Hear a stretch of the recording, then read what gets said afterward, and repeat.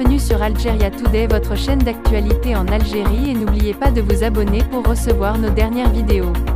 Une guerre de quatrième dimension est déclarée contre l'Algérie avec cette offensive médiatique qui nous est faite, sournoise et acharnée. Cette belligérance de l'invisible, cynique et abjecte, n'échappe pas à la perspicacité des Algériens avertis. On se souvient du dernier avatar du logiciel israélien de cyberespionnage Pegasus, qui a permis aux services marocains de lancer une offensive de grande ampleur contre des cadres algériens. C'est une déclaration de guerre. L'offensive est aussi le fait de centaines de pirates et de hackers salariés qui nous inondent de fake news pour introduire le doute dans l'esprit de nos jeunes. Les méthodes des spécialités des printemps arabes convergent vers des projets criminels que l'on sait en termes de fracture sociale et de perte de confiance.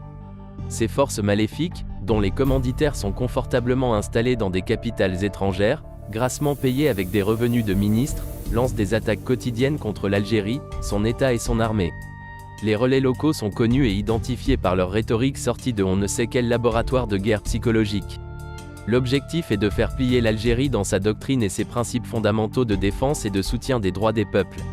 C'est non, l'allégeance, jamais. Au moment où certains tournent le dos à la Palestine, l'Algérie se pose comme une force pour un combat juste. La violence subie par la Palestine reste un dossier ouvert, celui du drame au quotidien avec une répression méthodique et continue dans le silence et l'indifférence internationale qui relève de la complicité. Nous laissons la lâcheté aux autres qui se normalisent comme ils le souhaitent dans la prosternation. L'Algérie veut unir les forces arabes et considère cette mission comme un devoir sacré.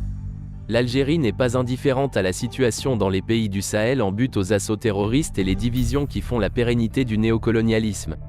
Notre pays, qui se pose comme architecte de la paix, refuse le fait accompli comme il n'admet pas le fait colonial du Sahara occidental.